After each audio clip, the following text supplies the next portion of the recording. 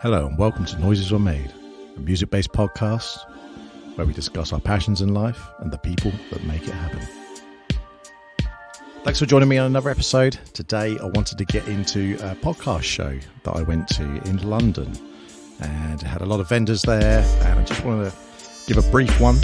So it'll be a slightly shorter edition this week than normal, but just give you an overview about what I found from the industry, what I think about podcasting, where it's going, and just some tidbits that I got from the show that might be interesting for you all to hear. So let's get into it.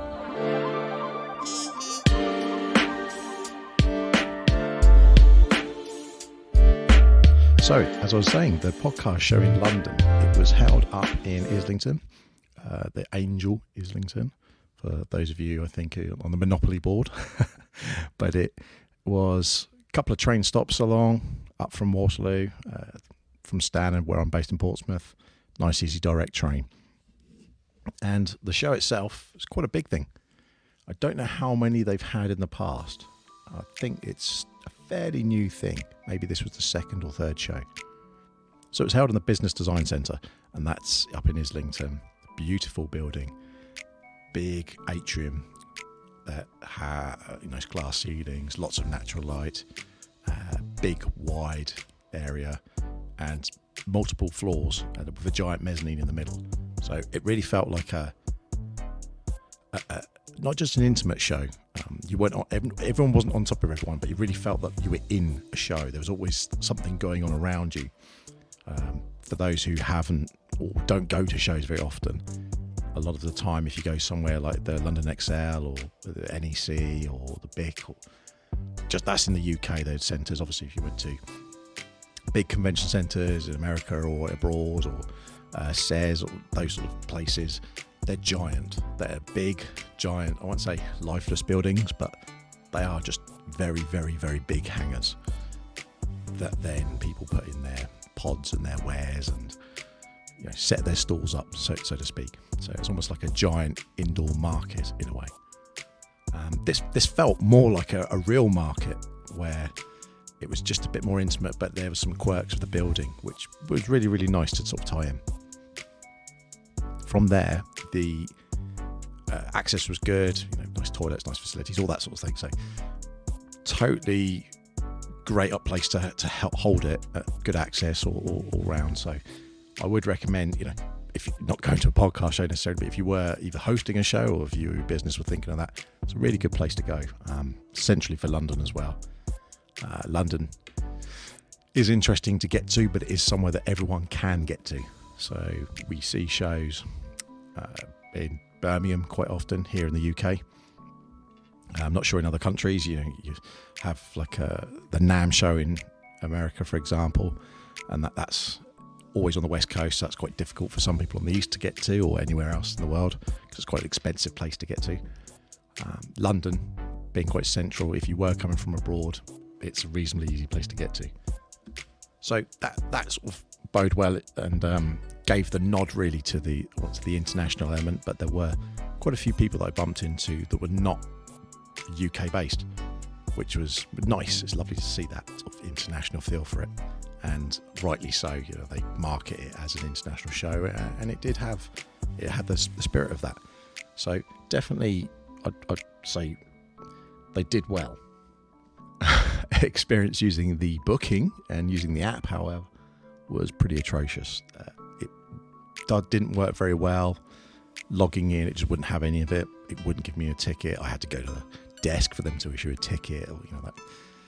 So technology is great when it works, and the app itself it looked okay, but I think the user interface, the way it worked, was fundamentally flawed, because there's a lot of information that they were putting in there, and in actual fact, if you're using it on an app, you just want, how do I get somewhere, and what's in the show? Can I have a show map? Who do I contact? Where are things? And where are the talks? And that really leads me on to the sort of the two main areas about the show. So you first off, you had all the vendors, as we mentioned, and some were vendors such as Shaw or Spotify, Amazon, and they're there, Acast as well. They're all there, I won't say peddling their wares, but they provide services to podcasters and musicians and a lot of people in the creative sector or the creator sector. So they are there very much, wanting podcasters or anyone in that sector to do well and keep doing it, because they get paid for that. So there's good reason for them there. Like a typical show, you'd expect them to be there. And then you also had other services who are within that ecosystem. And for me personally, being new to being a podcaster, but having listened to podcasts for many years, it was really interesting to see the ecosystem and the way in which that business operates. So you have lots of people who are there enabling podcasters. And very much like the conversation we had recently about artists and how they actually get paid, monetizing, it was very interesting to go and speak to vendors and listen to a lot of the talks that were put on and some of the I'll say mini events, but it was the mini sessions that they put on there. And a lot of those hinted to, but often skated round, the monetization aspect of podcasting for the podcaster or the person doing it itself. So when you look at it as the podcast business show, it was very much about the people in and around the podcast ecosystem and the businesses associated to that. That was one of the first main eye-openers. And from my previous life in sales and looking around big corporate shows, it suddenly all clicked in place. Okay, this is how this whole ecosystem for podcasting and how everything works. And it's very, very similar in a lot of respects to the music industry and media, etc., to a certain degree. There were some nuances. It was really lovely to hear some people sharing some metrics. I'm a big fan of numbers. I know some people are, some people aren't, but I'm a big fan of those. And there were some great numbers shared as well. I'll go into those in a little minute. But I wanted to just give a shout out at this point to the three of the people in particular that I met there that were just really nice people.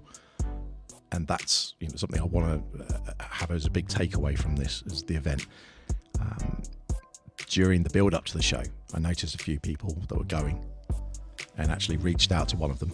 And that was a guy called Mark from Inside the Mix. That's his podcast. And he actually does music production. So for what I do, it was a nice alignment, shall we say. So we agreed to meet up for a coffee and had a good chat and spent a good portion of the show walking around together and enjoying the interactions. So a massive shout out to him, and it definitely improved the show going with someone and having someone to bounce ideas off and chat through things. And he shared quite a few good insights, which were echoed by the experts and the people in the panels throughout the day. So it's nice to see someone who is in the UK doing something as a successful podcast, and it's nice to know that everything, adds up, if that makes sense. But it's nice to have some real validity to some of the things that are being pitched, because the element of these shows, everyone is in business and there is a pitch somewhere in there. So he was great to speak to, and Mark and I will probably do something in the future. You might see him on the podcast, or I might be on his, who knows. But yeah, big shout out to Mark. So great to meet you, man. And before that, I actually had the pleasure of meeting Isabella at Music Radio Creative. So interestingly, I like being into music. I like doing the jingles and doing that aspect myself. But there's a lot of people who don't want to do that, or don't have the, I won't say courage, but maybe don't have the, I won't say inventiveness, but inspiration or will to actually just say, I want to make a music, even if it's, I won't say relatively simple these days, but there are lots of tools around that could help do things. I know we did AI music quite recently, but also there are other samplers, keyboards, etc. to help. Even some games that you can use sound bites from, and obviously royalty-free ones. But those people out there to have a nice professional intro, whether it be YouTube, a podcast, or a corporate presentation, for example, we almost take those sort of things for granted. But the little jingles and the little catchments, as we've seen with music in film, those little sound bites make such a massive difference to the ambience and the sometimes professionalism that you want to bring across. So I know I did my own little jingle here for the beginning of the podcast, but it is just something that was there. I had a little bit of fun. It might change. I'm sure it will at some point. But for now, that's what I got. There are a lot of people who can't do that, and that's where Music Radio Creative come in. So this isn't some sponsored thing or pitch or anything. It was just really nice to meet Isabella because she runs the company and leads it from a front, there on the front line at a show, chatting with everyone and just having human conversations. And straight after them, I then went round and spoke to the people at Morley Radio, and I actually got to speak with Antonia, and we had a little 10-minute podcast together, which is fantastic. Mid-show, we're there with headphones and mic on, and if you have seen a picture on there, I've got a weird dad pose because they took a photo when I was laughing at something, so it's awful, but it's out there. But that was a great thing to do because it really got that interaction with people. So massive respect for them doing that, because it must have been a pain setting up all the kit and getting it so that you can sound half decent in a show that was really loud. It really was loud. But it was lovely to meet them. I know Antonia's got her own podcast and she does work with Morley Radio as well, but it's fascinating for them doing what they do in London. And go check them out. Just go see what they do, what they're about. Very interesting people. But the thing that all three of these people have in common is, one, they were all doing podcasting, but also they all interacted with me as a person. Now, a lot of the booths didn't do that. And for someone with a background like mine, I've been 25 years plus in sales, I obviously I respect the human, I don't want to say tete-a-tete, but I respect the interaction with people in a way that humanises people, and actually you get to understand what is it you want, or how can I help you. And a lot of that wasn't there. There was a lot of, this is who we are, look how great we are. And then of course it's a room full of podcasters or people into podcasting. So a lot of people with lots of things to say, and they didn't really use their ears very much, which for a salesperson is massive no-no. So these three in particular stood out for me because they came and spoke to me, and we had a good conversation and built a bit good rapport from there. So I definitely would recommend anyone reaching out to them, and hopefully if they do listen to this, obviously, hello, nice to speak to you again, I guess.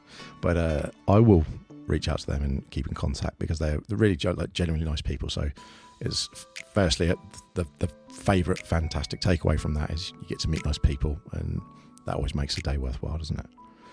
So that leads nicely to the second part, which is their workshops. Now, I think the podcast show messed up with the way that they laid it out and what they were doing in terms of logistically, because some of their shows or breakout sessions, or however you want to call them, like panel areas, were so popular you couldn't get in them. And it's testament to the people that they had on there and the way they were delivered. You couldn't get in there. Now, there was some logistical errors. The way they had some of the queuing, certainly in the creator rooms, was not very good. And having some big stages, those big stage rooms could easily have been filled by everyone who wanted to be in the creators hub. So I don't know if maybe the people hosting or providing the show, put it on, necessarily realised that there were actually a lot of people there who were podcasting, who were podcasters, because seemingly it was almost pitched towards people who want to be in the podcast or the industry of podcasting, but not to actual podcasters. And that's where things got a little bit lost, I think, in not the identity of the show, but they maybe underestimated how many people who actually genuinely were podcasting, who wanted to go there to see what information they could get. And the best breakout sessions that were based for podcasters, there were ramps, queues outside, you couldn't get into them. But I did manage to get into 4. I did have about 8 or 9 at least marked up, and 3 of them I gave up on. But they were fantastic. They were really, really, really, really good. And that's a huge credit to the show for not only putting this in place, but actually getting those people. The first one I went to was the future of podcast advertising.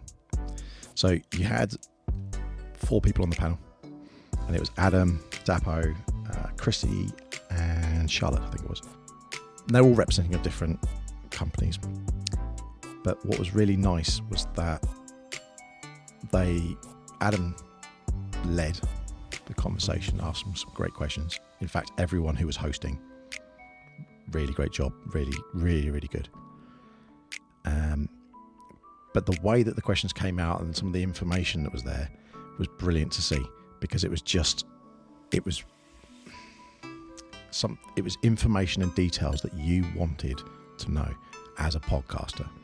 Now, some of the other people might not have appreciated maybe the metrics, but as a podcaster, hearing something like 81% of listeners would love to go to a live show. So if you do a live show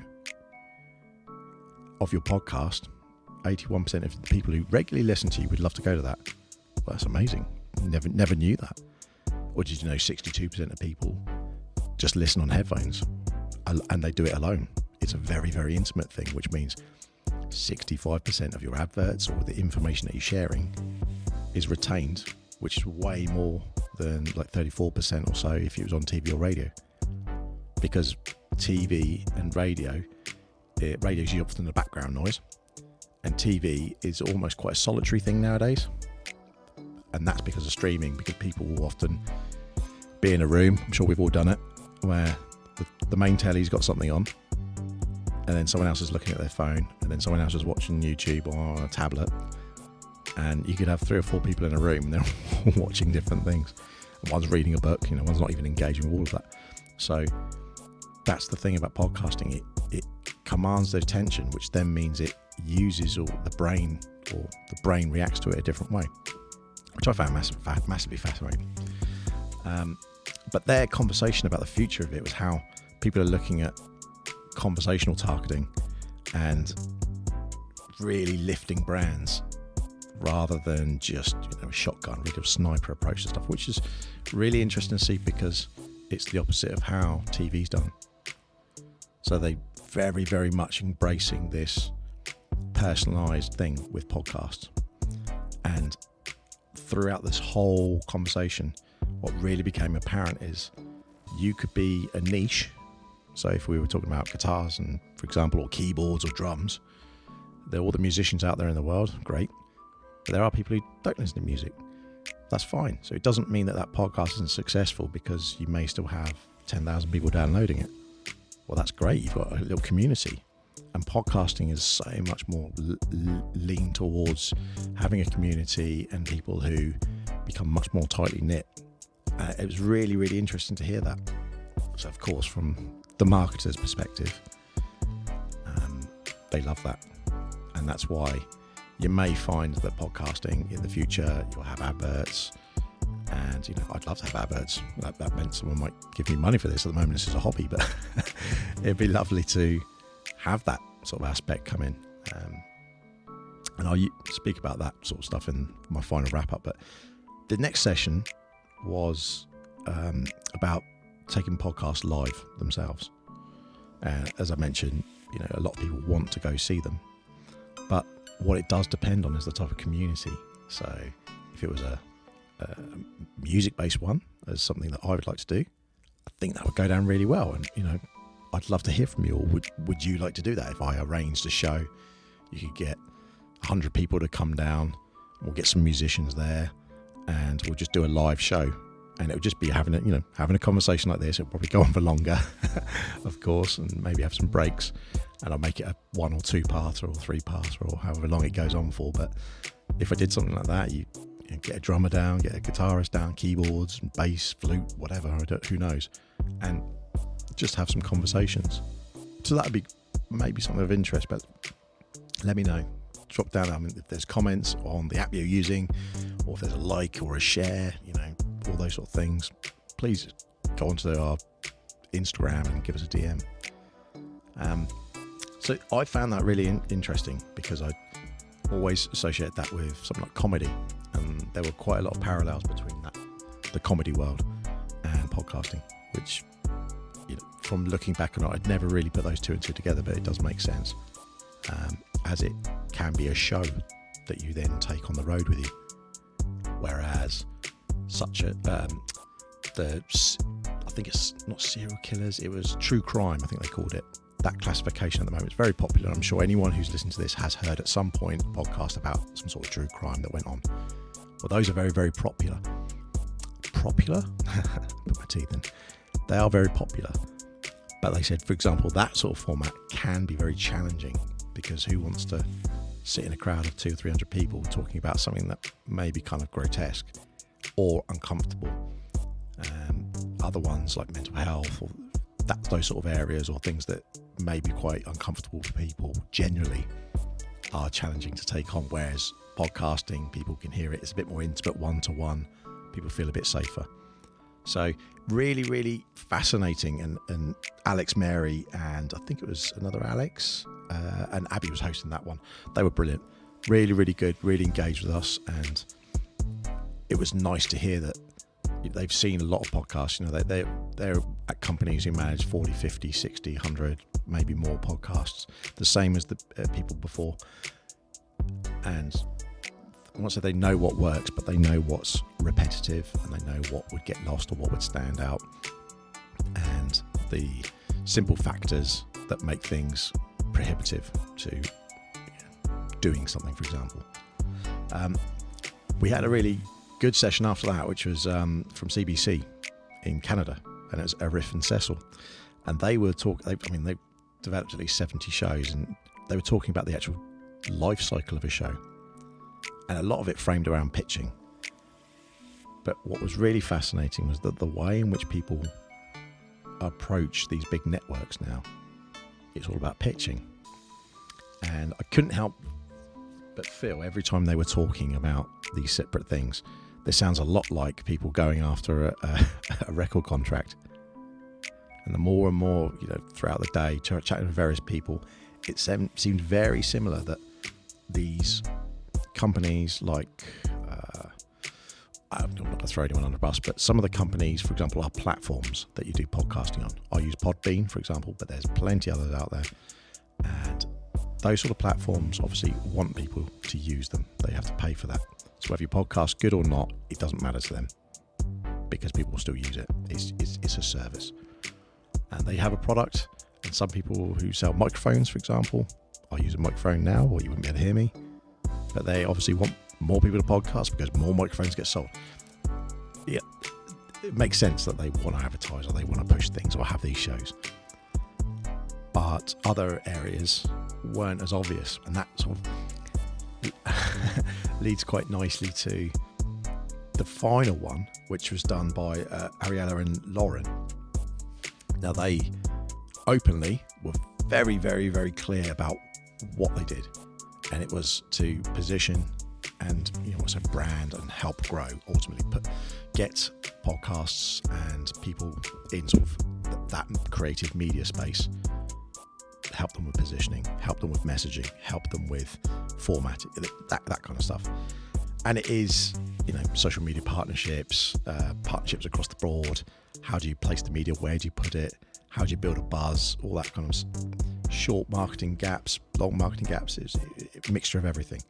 But they were really, really transparent with a lot of their answers, and very, very, very clear that the ecosystem of podcasting itself are the people who make the money, rather than necessarily the handful of breakout people who have mass appeal in podcasting. So a lot of the messaging from the show, as I saw it, came back to the fact that if you're doing a podcast, it might be a labour of love. That's obviously awesome to do that. And alternatively, it's something that is complementary to what you're doing elsewhere. So I know we had, say, Paul on the show previously. He's just doing his stuff for the promotion of the basketball team. But the promotion of the basketball team sort of aligns with talking about how they use music and all those sort of things. So it aligns with everyone. It's a great story. It's always nice to talk about it. But is that something that commercially would be people want to advertise on? Or probably not. So, podcasters, as a general rule, if you listen to a podcast, probably be aware that the people on that podcast don't really earn anything from that. And there's probably a lot out there that don't. And if anything they did earn from it would maybe not cover the cost of hosting a podcast, let alone performing the podcast and recording it and the hours spent editing. It wouldn't touch that. If you break even on it, you're doing a good job. It's that kind of scenario. So the people that got banded around the shows during the day, it was a similar scenario to a lot of things where it's kind of I'd call it a horse and pony show. They bring out the nice things. Everyone looks at that and goes, oh, that's great. You've got X amount of viewers, and a bit like social media. Look at the famous person and how many people are listening to theirs. Well, they could go, say they're launching a sock company and they'd sell loads. It's because they're a celebrity. It's not because the product's necessarily good. And I think it's nice that the world we're in now, we're educated enough as a consumer and a buyer that we would look at a rubbish product and say, it's still a rubbish product. It doesn't matter who certified it. I mean, of course, we all buy silly things and things on a whim. That's fair enough. But at the end of the day, there's a lot to be said for that. So it was a big eye opener for me. I do the podcast, and it is a labour of love. And I was exploring, how would we do something if it was commercially viable? Is it commercially viable? Is that something you can do? Can you advertise? Could you have sponsors? People I listen to have sponsors on the shows and all those sort of things. And we all know about very big podcasts, but they're often run by very well-known people, or it's a side to the actual job that the main people do. So for now, I'll keep doing this as a labour of love and enjoy it, because that's, you've always got to enjoy stuff that you do. But the show definitely confirms my, I won't say suspicions, but it was never very clear how people ever monetize things or do anything within the podcasting world. And speaking to quite a few individuals who had some very significant numbers, it was not their only job by a long stretch. Even the people who said, oh, I do X number, and I won't say who they are, they also had a main job, which happened to be in a media sector or something that would benefit from having content. So in the same way, if you're an amazing photographer, we've got some in the building I'm in, we have Solent Sky Services, I believe they're called. Please don't hit me if I'm wrong, because I see them all the time. And they do fantastic aerial photography. So naturally, their Instagram is great, because you go on there, their job is to make media, is to make beautiful pictures and stuff that normally most people wouldn't see. So naturally, they can get some really, really great interaction and some great media to put on their site. It's just a byproduct of what they're doing as their real job. And I think that's where the podcasting plays a part. So it's not necessarily that the show itself is going to change, but maybe the way I'm approaching the show will change.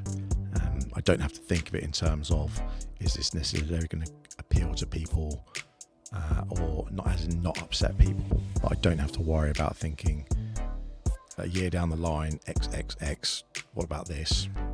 It takes that pressure off in a way. So it just means we can have a bit more fun. But I I think it was a really worthwhile show to go to. And again, for running a show like that, I can't imagine how logistically that must be a pain in the bum to do. So big respect for them doing it in that kind of location, getting all those people together and making it a really nice show. It was one of the better shows I've been to. I've been to a lot over the last few decades. It was definitely one of the nicer shows I've been to. So kudos to the Podcast Show London for doing that. But I just thought I'd want to share that really, because I didn't really know what to think of podcasting, and you see a lot in the media and you see a lot online about YouTubers making loads of money, and these podcasters have got millions of views, and obviously advertising, they get thousands, and someone's siding this, but it's not, firstly, it's not easy. It's not some easy, you just turn this on, put this out there and off you go. And then even if you do have traction, how long do you last the traction? How does it consume you? And how do you... there's so much that goes on behind the scenes that the half an hour it takes for me to pick up a mic and start chatting to you is a drop in the ocean compared to what goes on behind it. So if you're doing it because you love it and you want to have great conversations with really cool people, which is what I want to do, then, awesome. And it's I won't say a hobby, but that's what it is.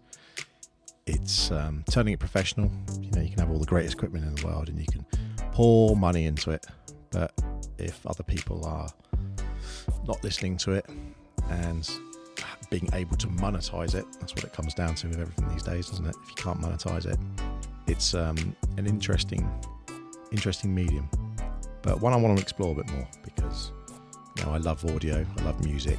I think there's so many good conversations with bands and musicians and people who just love music. I think they're just nice conversations to have, because music brings out a very grounded humanity in us for whatever reason. The good vibes, call it what you will. But there's something about music that you could have people who disagree on many things, but they might like the same song. It's just, is what it is. But that brings us to the end of the show. So, I want to thank you so much for listening. I'm sorry if this went on a bit longer than you thought. It went on longer than for me. But I had a great time at the show. And it's great to understand a bit more about podcasting and the whole ecosystem of podcasting. But if I can say anything, if you do listen to podcasts, whether it's this one or others, give them a like, drop them comments and share things around and let people know, hey, this sounds good, or put this on. Because getting into rotations actually massively helps people. And this goes with music on Spotify and artists on YouTube and all these things. One of the things that's becoming so clear to me about creating is the ability to, a small action like a thumbs up or a like on an Instagram, all these things have huge impacts, because if everyone just did it, it's only just press a button, that's it. There's no impact on you, on your day or your life, but actually it could actually make a huge difference to the person who's made all that. So yeah, if you do listen to any things like that, give them thumbs up, shares and likes, and push them and say, hey, this was a great episode. But also reach out if you think the episode sucked. Just say, hey man, don't do that again. I'm here for music. I don't want to hear about, basketball, or I don't want to go and hear about something, keyboards. I want to just hear about drums, Or it could be the opposite and say, I don't want to hear about that stuff. I want you to talk more about this, or read me a story. I don't know. But interact with people, because that is the best way that anyone can learn to make their product better. And that's what it is at the end of the day, a product. So please drop us a like. Go on social media, noiseswithmade.com. And if you haven't listened to one of the other episodes before, go back and listen to it. Have a great day, wherever you are and wherever you're listening. Thanks very much.